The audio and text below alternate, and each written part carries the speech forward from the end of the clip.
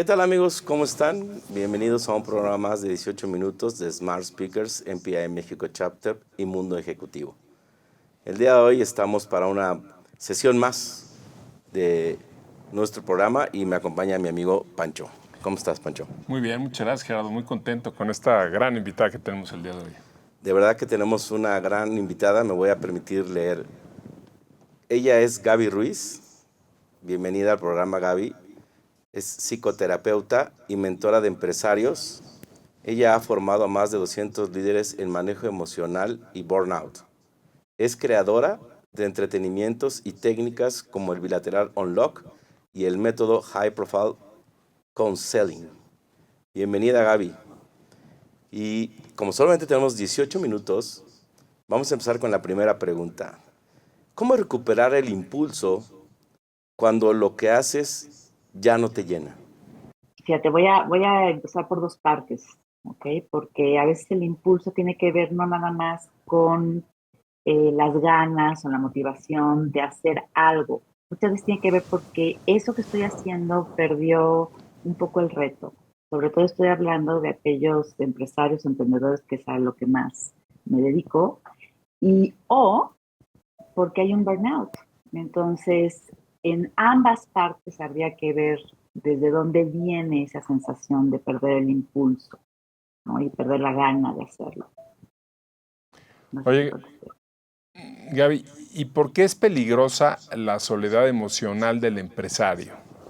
muy buena pregunta. Yo creo que todos los que nos estén viendo, que fueron emprendedores, empresarios, ¿no? Emprendieron, puede ser que tenían un negocio y después se convirtió eso en una empresa y se volvieron empresarios porque tuvieron una empresa familiar y después ellos la tomaron en cuenta, etcétera.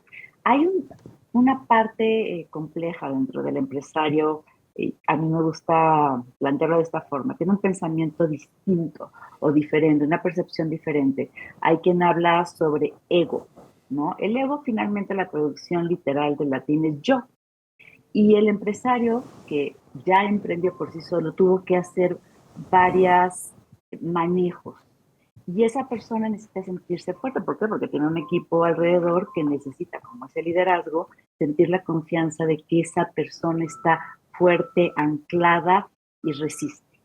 Entonces, no puede en muchos momentos contar, platicar, hablar sobre lo que está viviendo, porque yo creo que todos los que nos estamos escuchando, en algún momento han habido esos grandes baches que uno no sabe si voy a salir, no voy a salir, les voy a poder pagar, los voy a llevar a cabo, esto va a subir o va a bajar. Y esa incertidumbre que en muchísimos momentos va a entrar, no hay a quien platicar. Entonces, si se lo platico, generalmente pueden tener un mentor, pero a veces también el tema del mentor es un tema, digamos que aguas como blandas, ¿me explico? Porque sí le importa la percepción que puede tener el otro sobre él. Si tiene socios, pues también es una parte complicada, a la familia, a la esposa, Hay un tema que es muy difícil de poderlo comentar, independientemente de que la propia experiencia del empresario es individual. No es lo mismo la percepción de ese reto o de ese pequeño obstáculo que está viviendo para todos. Fíjate No sé que si de lo que comentas, creo que es muy cierto, ¿no? Porque el empresario tiene que ser fuerte en la empresa para generar esa confianza, pero tampoco es de que pues, llegue a su casa y pueda decir, no, pues tengo estos problemas y tal, porque entonces pues, asusta a la mujer o al esposo, ¿no? Si es, y a los hijos, ¿no? Entonces, pues sí, sí es un tema difícil. Uy, y bueno, yo me he dedicado, a lo mejor no lo comenté en su momento, pero bueno, yo vengo de una familia de empresarios. Realmente me dediqué a dar psicoterapia y comencé a trabajar con pacientes con depresión. Y poco a poco, por azares de la vida, me llevó a trabajar con empresarios y después trabajar con ellos más bien en este rebote, que ya más adelante, si quieren, lo platicaremos. Pero una de las partes era que yo era con quien podían platicar. No voy a juzgarlo, no voy a evaluarlo. Evidentemente, yo no puedo tocar ningún tema que tiene que ver con la operación o la ejecución de la empresa, no la sé, pero sí la parte emocional. Y a veces me volvía como una especie de confesionario, si se puede decir así, o al menos un espacio donde podía él hablar y yo hablar como un humano a otro humano y decir, Esto es parte de la vulnerabilidad y sobre todo de la valentía de alguien que no es que no tenga miedo, es que lo asume, ¿no? Y es difícil. Muchísimas gracias, Gaby. Muy interesante todo lo que nos comentas. Y quisiera saber tu opinión sobre la diferencia real entre el estrés y el burnout. Buenísimo. Mira, yo trabajo con este tema de burnout y psicotraumatología, es una larga historia, pero bueno, trabajo con esto hace ya muchos años. Y hay un tema que nos sucede a los que somos profesionales de salud, sobre todo sucedía en espacios de urgencias, donde estaban los hospitales, ahí nace un poco este tema de quemado, se quemó. Y era porque tiene que resolver múltiples circunstancias en una manera urgente, o sea, en un lapso breve de tiempo y tener que tomar decisiones rápidas. Entonces, de ahí viene el término, por eso se lleva al lado laboral. El estrés es otra cosa, pero estamos como acostumbrados o usualmente lo utilizamos para decir todo. Estoy presionado, estresado, enojado, o sea, todo es estrés.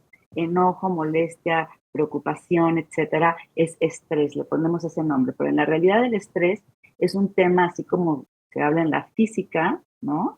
En un momentum, cuando se hace una presión o se ejerce una presión o una fuerza sobre un objeto, se está estresando el objeto. Entonces, finalmente, realmente el estrés es un término fisiológico que es que, por ejemplo, ahorita estamos con un cierto grado de estrés, ustedes para preguntarme antes de que los duerma y yo para poderles contestar de manera más exacta lo que estoy tratando de hacer. Entonces, ese estresor que hace que yo tenga una buena atención, concentración y por lo tanto pueda tomar una decisión, ¿ok?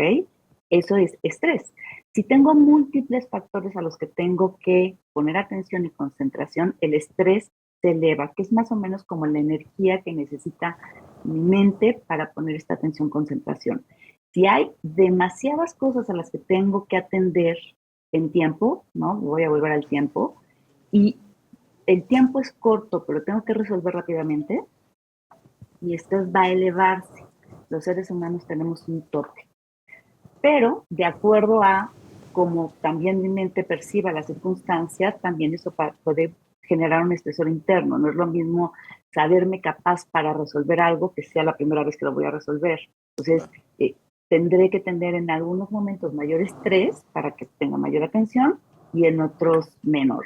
El burnout tiene que ver con ese estrés prolongado en tiempo o el exceso de las cosas que tengo que resolver. Entonces, a veces nos ponemos demasiados objetivos en un corto tiempo con una expectativa muy elevada de resolver, que aunque el día tuviera 36 horas, no podríamos. Y el cuerpo tiene un límite. Ese sería el burnout. Se quemó. Gaby, ¿y cómo puede afectar un bloqueo emocional a una empresa, a un empresario?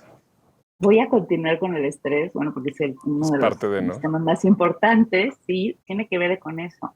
El bloqueo emocional a veces tiene que ver con el estrés intenso, ¿no? Hubo un estresor intenso, esto hemos platicado, yo creo que lo han escuchado, no con ustedes, pero lo han escuchado, que la respuesta que tenemos ante algo sorpresivo hace tres cosas, o que salga corriendo, o que golpee, o que me quede paralizado. Entonces, a veces este bloqueo emocional en una toma de decisiones tiene que ver con esos estresores y los eventos anteriores que pudieron haber tenido.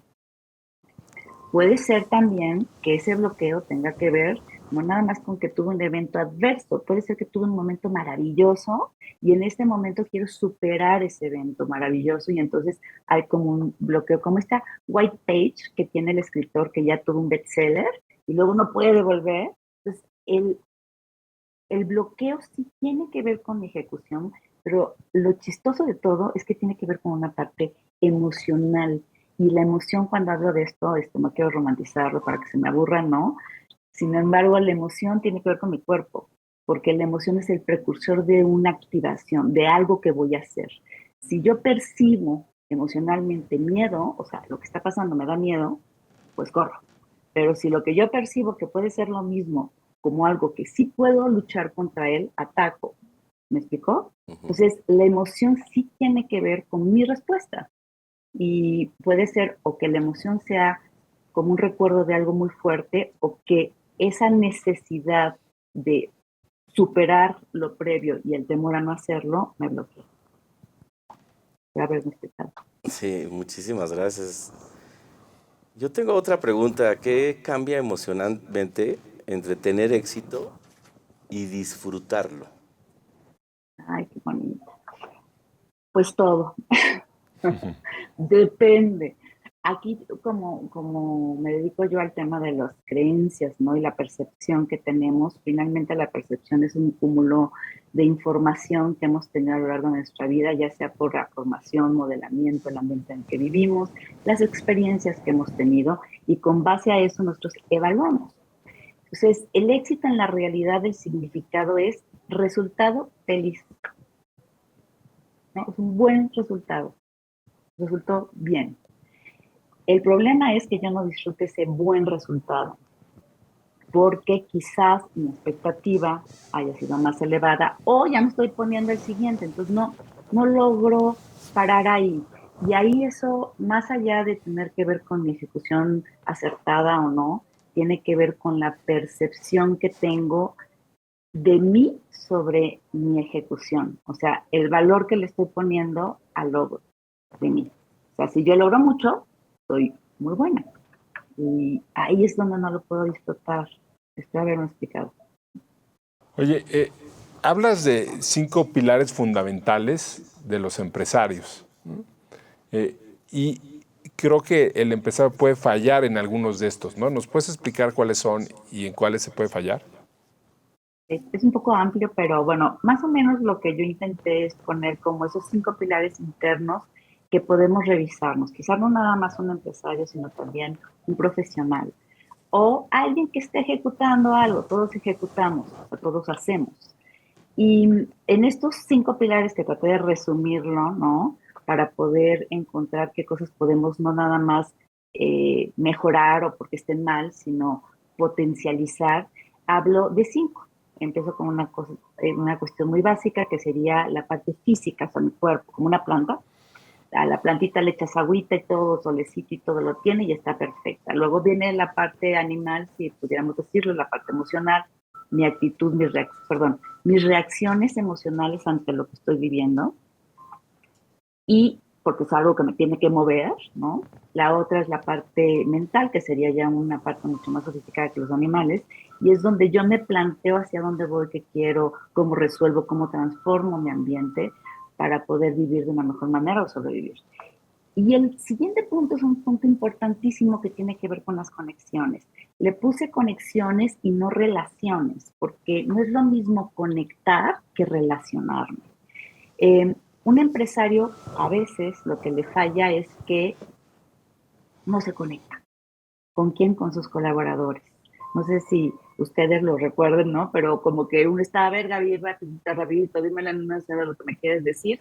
El otro trata de explicar y entonces yo asumo ya algo. En vez de preguntar, no me estoy conectando, estoy buscando una respuesta. No sé si me estoy explicando. Y de ahí viene otra pilar que yo le puse, alma. Puede sonar espiritual, pero realmente es donde pongo el sentido de mi vida o el por qué voy a hacer esto, cuál es la motivación que tengo para levantarme, etcétera, sin romantizarlo. Pero es el motivo por el que tengo. Hay gente que el motivo que tiene es por generar más dinero, por tener más empresas, por tener un mejor nivel dentro de la empresa. Pero a ver, hay gente que también lo hace porque el simple hecho de hacerlo es maravilloso, ¿no? Si tú me preguntabas o ustedes me preguntaran, yo planteo que tanto las conexiones como el motivo del que estoy haciendo me va a dar eh, la pauta para saber qué puedo manejar en mi parte emocional, mental sobre todo, y la parte física. Mi trabajo como terapeuta es más la parte mental, psicoemocional. O sea, tu mente tiene que estar bien ajustada. Entonces, ¿qué sucede si yo le pregunto a mi colaborador algo, él me explica y yo me le adelanto? Ya no lo oí. Ese es un gran tema, porque no es lo mismo la visión de un empresario. Yo les digo, es como si estuvieras en el pico de una montaña y tú puedes ver el mar, pero el que está ayudándote porque te está empujando el aire bajo las alas de un empresario que es su equipo, no puede verlo. porque está abajo de ti, entonces no puede ver el mar. Y tú cuando le hablas, les das dos instrucciones y él ya, crees tú que ya entendió.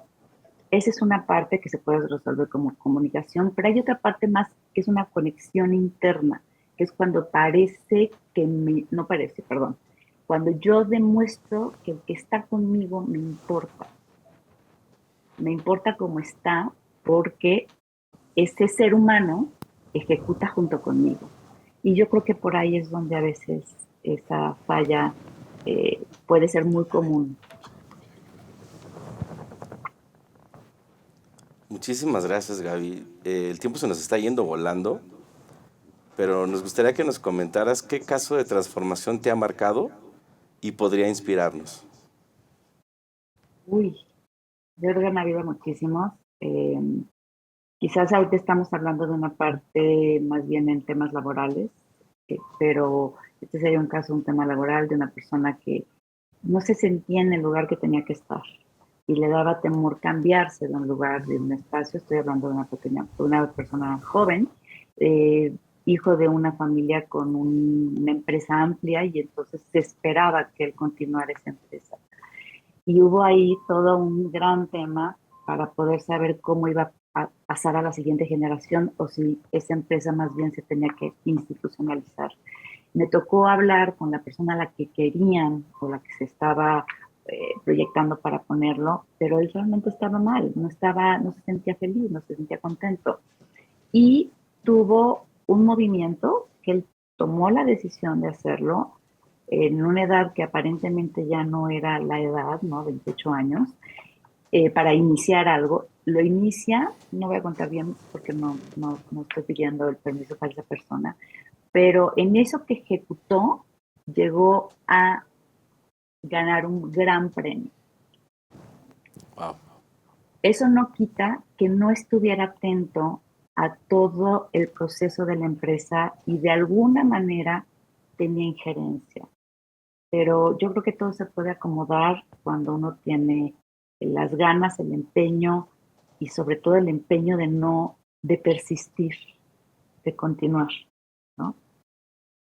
Perfecto, Gaby.